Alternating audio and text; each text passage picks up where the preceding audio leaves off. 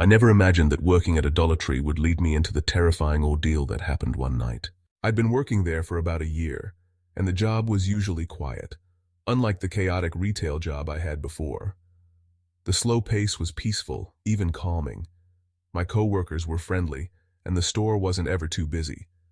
But one fateful night, everything changed.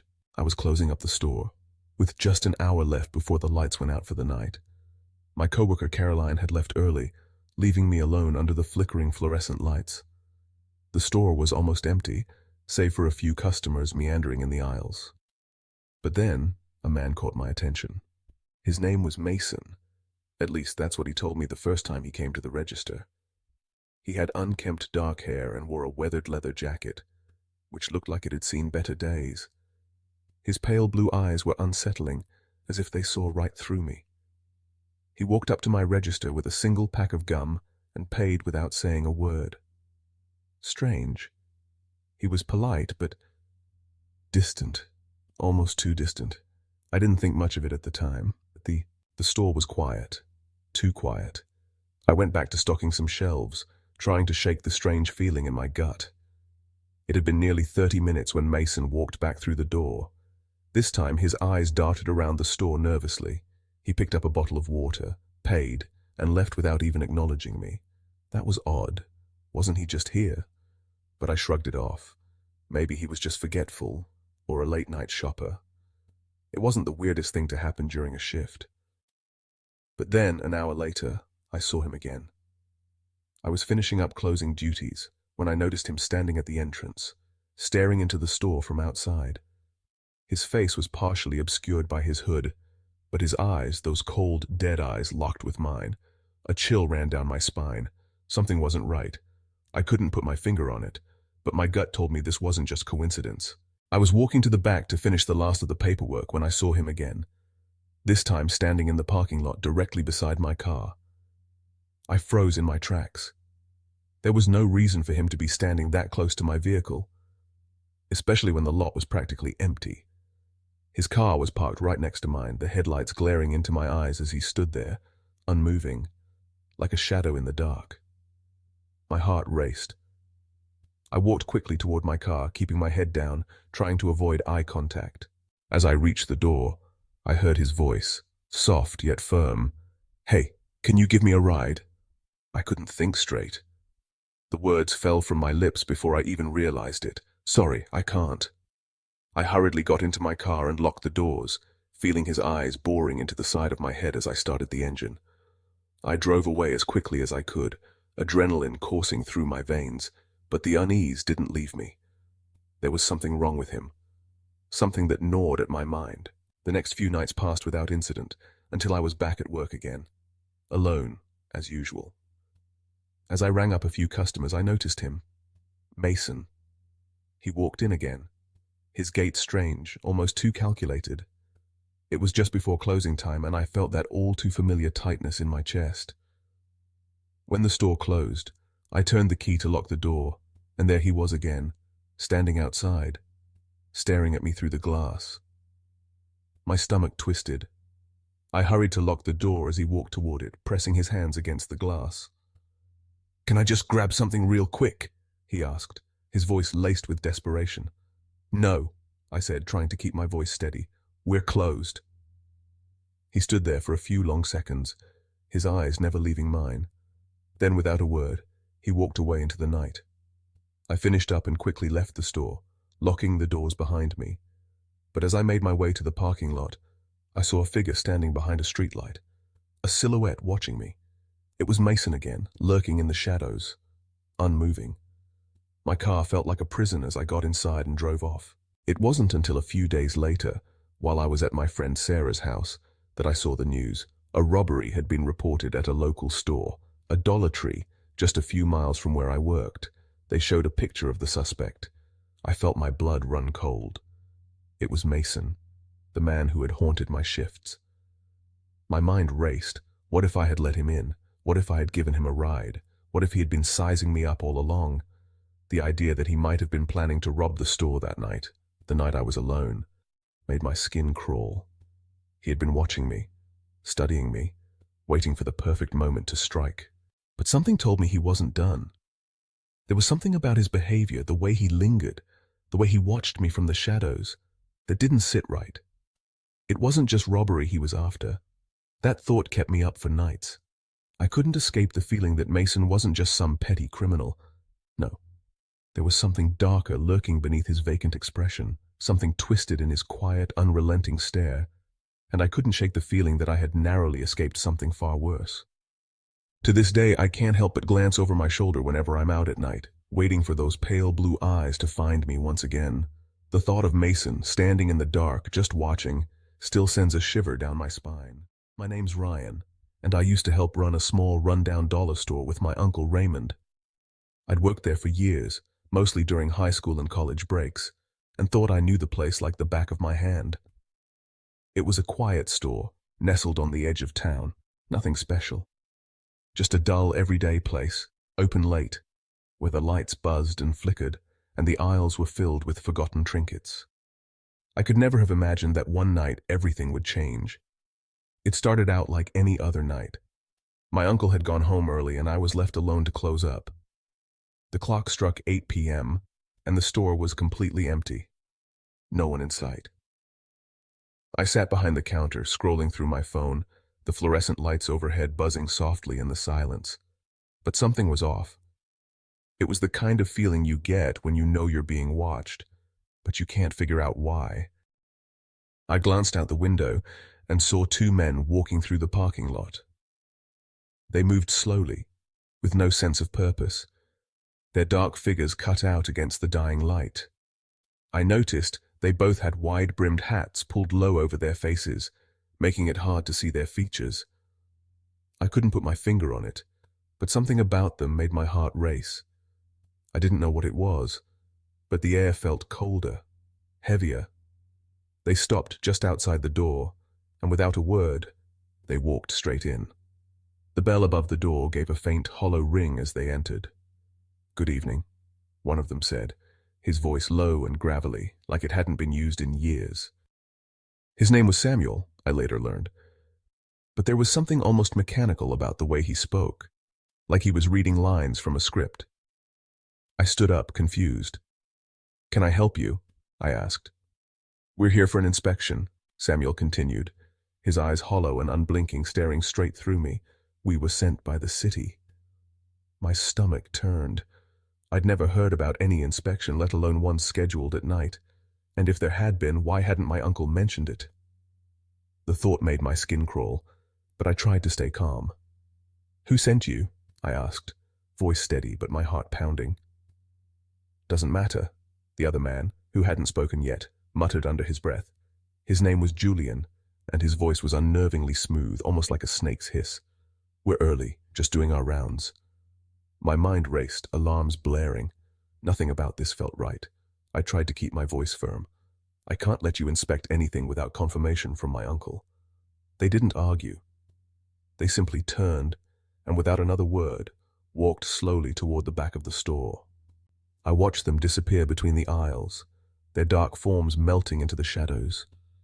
I stood frozen behind the counter, trying to ignore the growing sense of dread that wrapped itself around my chest. I grabbed my phone and dialed my uncle. When he answered, I quickly explained the situation. His voice, usually calm, was edged with concern as he told me there was no inspection scheduled for that night. He advised me to ask them to leave, and if they refused, to call the police. I hung up, and the weight of the silence in the store pressed down on me. I felt like I was suffocating. I couldn't hear anything, no footsteps, no movement, just the sound of my own ragged breath. I glanced toward the back. "Where had they gone?" I called out, my voice trembling. "Hey, where are you guys?" Nothing. No response. The store felt wrong. The walls seemed to close in around me, the fluorescent lights flickering as if they were about to die.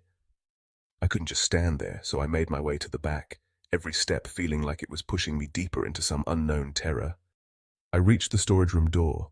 It was shut, a big employees-only sign hanging crookedly on it. My breath caught. No one was supposed to be in there. Only employees. I hesitated, staring at the door. Every instinct in my body told me to turn back, but I couldn't. Not now. I slowly turned the handle and opened the door, peering inside. The room was unnaturally dark.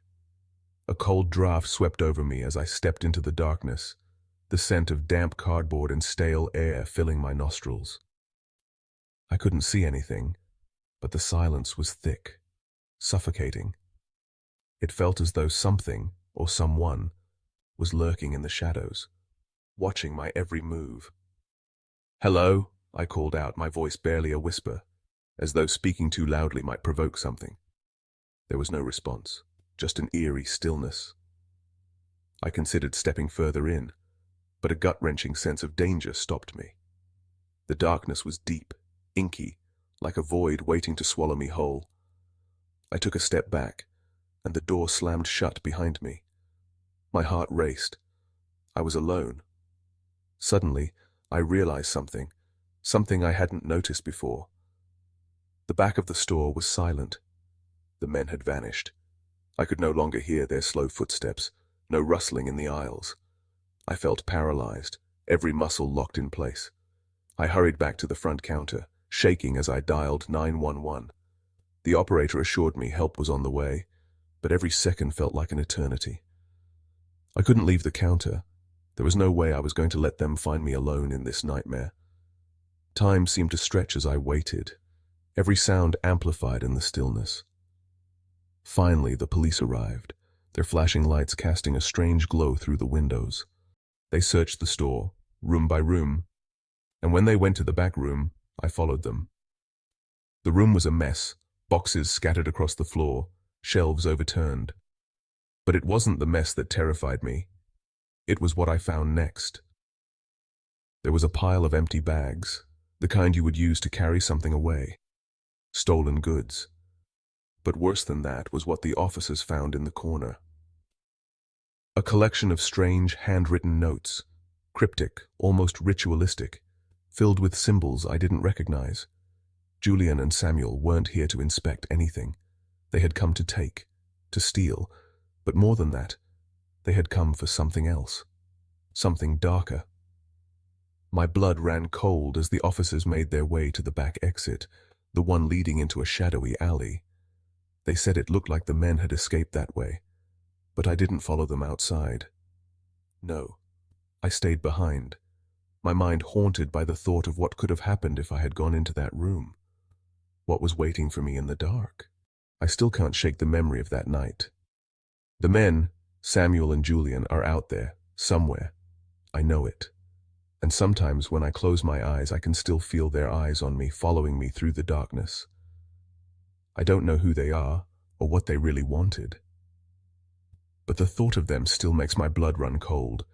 To this day, I can't go near that dollar store without feeling like someone, is watching me from the shadows. It was one of those deceptively beautiful Saturday mornings, the kind where the sun is out and the world feels perfect.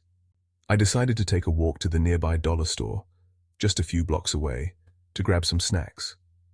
The weather was warm, and everything felt calm, almost too calm. Little did I know my perfect day was about to unravel into something much darker. I strolled to the store, enjoying the quiet of the morning, and entered the familiar place, greeted by the scent of stale chips and cleaning supplies. The store was eerily quiet for a weekend, only a few people browsing the aisles. But there was something unsettling about the emptiness. I grabbed a basket and began to fill it with snacks, trying to shake the unease gnawing at me. That's when I saw her.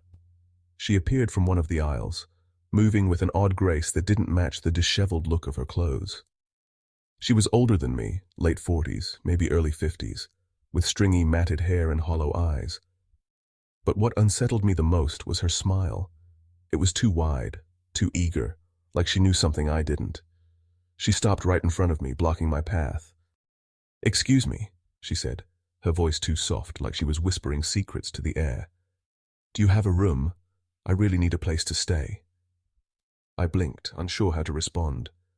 "I'm sorry, I don't," I said, my voice faltering. Why are you asking me this?" Her eyes flickered with an unsettling intensity. "I just moved here. My apartment won't be ready for a couple of days," she explained. her gaze darting from my face to the other customers. It's just, I don't know where to go. Her behavior was strange. Her words seemed rehearsed, like she'd been asking people all day. She wasn't homeless, at least not in the way you'd expect, and yet there was something about her that felt off. I suggested she try a hotel, but she shook her head slowly. I can't spend money, she said, her voice dropping to a near whisper. I don't have any left, not after the last place. I frowned, feeling an uncomfortable chill spread through me. I really can't help you, I said, stepping back. She didn't say another word, just nodded as though she'd expected this response, and walked away without another glance.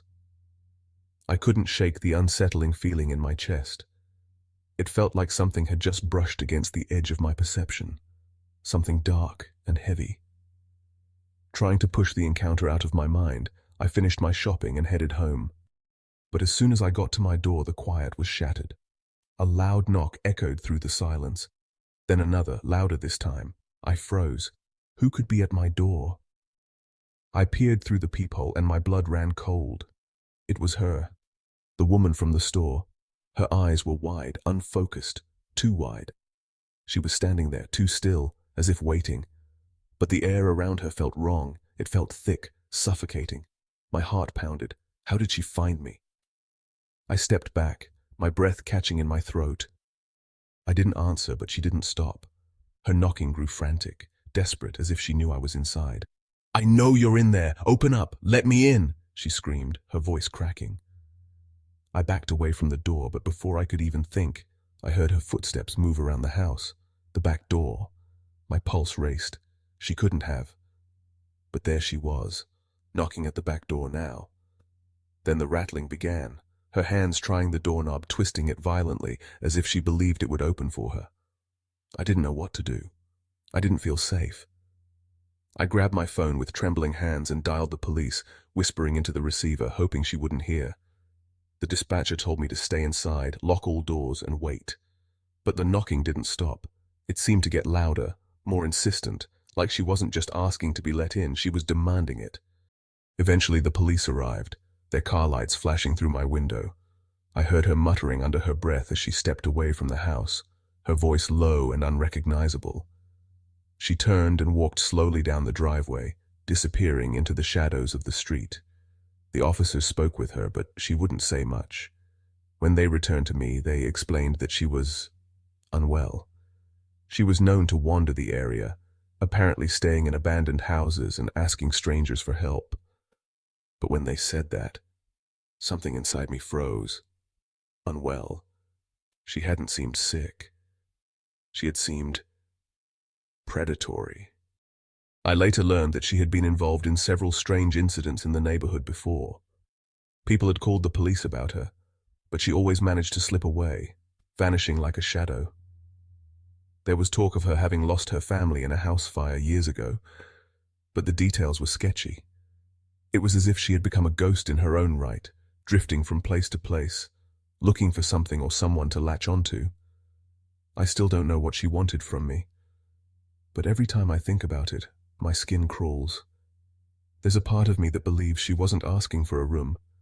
She wasn't even asking for help.